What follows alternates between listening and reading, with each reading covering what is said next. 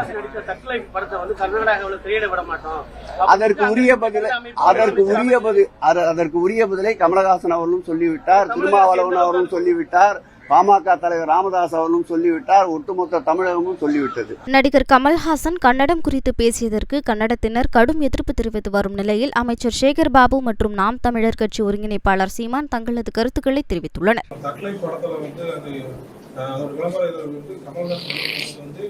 கன்னட அமைப்புகள்லாம் அங்க வந்து மிகப்பெரிய போராட்டம் நடத்திட்டு இருக்காங்க. கமலோட திரைப்படத்தை நாங்க வந்து இந்த திரையிட மாட்டோம், அவர் மன்னிப்பு கேட்கணும்னு சொல்லி சொல்றாங்க. இவரு தெளிவா சொல்லிட்டாப்புல, நான் அன்பின் மீதான உணர்ச்சி பொங்கல் தான் அப்படி பேசினேன், அது வரலாற்று அறிஞர்கள் எனக்கு சொல்லி கொடுத்தப்போ அதான் நான் பேசுறேன்னு சொல்லிட்டாரு. ஆனா கன்னட அமைப்புகள் இப்படி சொல்றாங்க. இதுல வந்து திமுக அரசு மௌனமா இருக்கு சார். அவருக்கு எம்பி பதவியும் கொடுத்துருக்காங்க. அப்ப இதுக்கு ஆதரவா தெரிவிச்சு எதுவுமே பண்ணாம அமைதியா இருக்காங்க. அவங்க அமைதியா தான் இருப்பாங்க. அவங்க தானே அந்த அரசு நிறுவுறதுக்கு போய் வாக்கு கேட்டாங்க. ஒரு சொட்டு தண்ணி தர முடியாதுன்னு சொல்ற அந்த அரசை நிறுவத்தான் இவங்க போய் வாக்கு கேட்டாங்க. அதான் ஐயா ஸ்டாலின் அவர்கள் போய் ஒரு கட்சி தலைவரா போல தமிழ்நாட்டு முதல்வரா இருந்துட்டு தானே போய் கேட்டாரு. அப்புறம் எப்படி பேசுவாரு? ஒரு வரலாற்று பூர்வமா பேசுவோம். நீங்க எங்களுடைய தோற்றுவாய், எங்களுடைய இனத்தினுடைய தொடக்கம் எதுன்னு நாங்க பேசுறோம். கன்னட இனத்தினுடைய தொடக்கம், அந்த மொழியினுடைய தொடக்கம் எது, தோற்றுவாய் எதுன்னு அவங்க அந்த மொழியில் ஆய்வறிஞர் கூட பேசிட்டோம். ஓஹோ, எல்லாருக்கும் தெரியும்.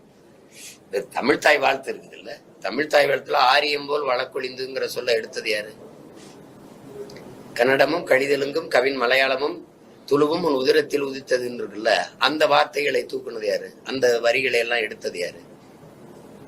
இது ஐயா கருணாநிதி தான். ஏன் எடுத்தாரு?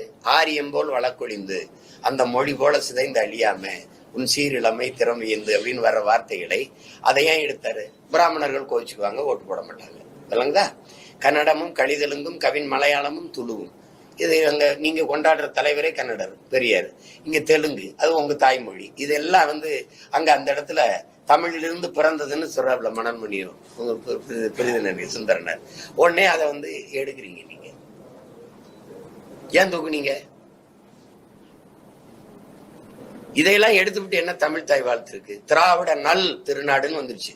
அந்த திராவிடா அப்படிங்கிறதுக்கு அதை தமிழ் தாய் வாழ்த்த ஆகி வச்சிருக்கிறீங்க.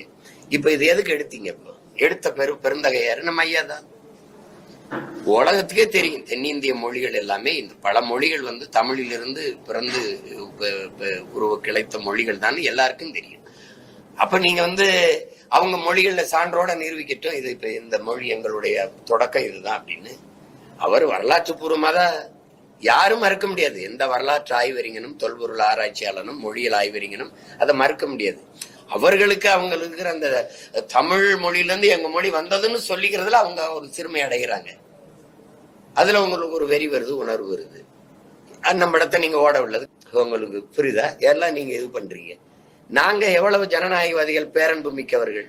உங்களுடைய KGF 1, 2 எல்லாம் நாங்க எந்த இடையூறு நம்ம ஓட விட்டோமே, அதுக்கான பரிசு தானே இது? சொல்லுங்க, அதுக்கான பரிசு தானே? தமிழிலிருந்து வந்த மொழின்னு சொல்றத தாங்க முடியல. ஆனா கர்நாடகால இருந்து வந்த தலைவனை எனக்கு தந்தையாக்கி வச்சிருக்க நீ. பெரியார் எங்கள் தந்தைன்னு சொல்லி நாங்க போராடணும், நாங்க கொண்டாடணும். எப்படி இருக்கு?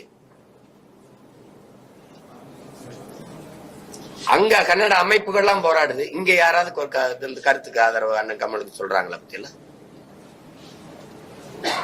ஏன்னா தமிழனா இல்ல, தமிழன் சாதி மதமா பிளந்து பிரிஞ்சு நின்றதுனால, சாதி மத உணர்ச்சிகள் மேலோங்கி நிக்கிறதுனால தமிழன்கிற இன உணர்ச்சி செத்து போச்சு, மான உணர்ச்சியும் செத்து போச்சு. சரி, அந்த நாட்டு முதல்வர் அப்படி பேசுறாரு. எங்க முதல்வர் என்ன சொல்றாரு? தமிழிலிருந்து பிறந்ததான் கன்னடம். 1800 ஆண்டுல பிறக்குது, 1600 தெலுங்கு வருது. 15ஆம் நூற்றாண்டுல மலையாளம்ங்கிற மொழியே கிடையாது. 1500 ஆண்டுகளுக்கு முன்னாடிதான் அது உருவாகுது. அதுக்கு பிறகு துளு. சமஸ்கிருத சொற்களை இன்னுமா அதுக்கு அம்மா அப்பா அக்காலாம் இருக்குல்ல, கன்னடத்துல இருக்கு. சாப்பிட்டீங்களா நீங்க, போஞ்சஸ்திரா மீறு, ஒரே ஒளி அளவுல தான் தெலுங்கு எல்லாம் இருக்கும். நாங்க வணக்கம்னா அவங்க நமஸ்காரம். நாங்க அப்படி போயிடுச்சு. சமஸ்கிருதம் கலந்து பேசி பிளந்து பிரிந்த மொழிகள் தான் உலகத்துக்கே தெரியும். அப்ப அதை ஏற்க அவங்களுக்கு மனசு இல்லை. சரி, அது தமிழ்ல இருந்து வந்ததுன்னு சொல்லிட்டாங்கிற ஒரு இது இருக்குது அவங்களுக்கு. கமலஹாசன் நடித்த சட்லைட் படத்தை வந்து கர்நாடகாவில் திரையிட விட மாட்டோம். அதற்கு உரிய பதிலை கமலஹாசன் அவர்களும் சொல்லிவிட்டார், திருமாவளவன் அவர்களும் சொல்லிவிட்டார், பாமக தலைவர் ராமதாஸ் அவர்களும் சொல்லிவிட்டார், ஒட்டுமொத்த தமிழகமும் சொல்லிவிட்டது. இல்ல மொழி குடும்பம், தமிழ் மொழி குடும்பத்துல இருந்தா பிரிஞ்சதுதான் கன்னட மொழி. அது வந்து மொழி ஆய்வாளர் அது சொல்றாரு. யார் சொன்னாரோ சொன்னவருக்கு உண்டான பதில் சொன்னவரே திரும்ப சொல்லிவிட்டார். இதில் எனக்கு என்ன இடையில் பஞ்சாயத்து செய்வதற்கு இருக்கின்றது? பாஜக சார்பாக முருக பக்தர்கள் மாநாடு நடக்க போது எப்படி பாக்குறோம்? 22 நடக்க 2 நாட்கள் தமிழக அரசின் சார்பில் நடத்தப்பட்ட அனைத்துலக முருகர் பக்தர் மாநாடு 27 அண்டை நாடுகளிலிருந்து பங்கேற்ற மாநாடு. யாரும் கூவி கூவி அழைக்கவில்லை. யாரும் 2 மாதமாக சங்கிகளை வைத்து இது போன்ற நிகழ்ச்சிகள் நடத்தவில்லை.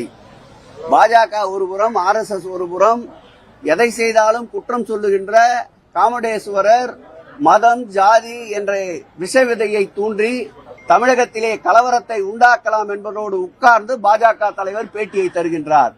இந்த மாநாடுகள் என்பது அரசியலிலே மக்களிடையே மதத்தை வைத்து மக்களை பிளவுபடுத்துகின்ற சக்திகள் என்பதை முருக பக்தர்கள் தெளிவாக உணர்ந்திருக்கின்றார்கள்.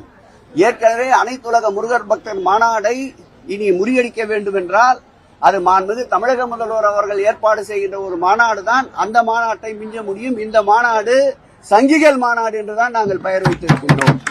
நாங்களும் நடத்துகின்றோம்.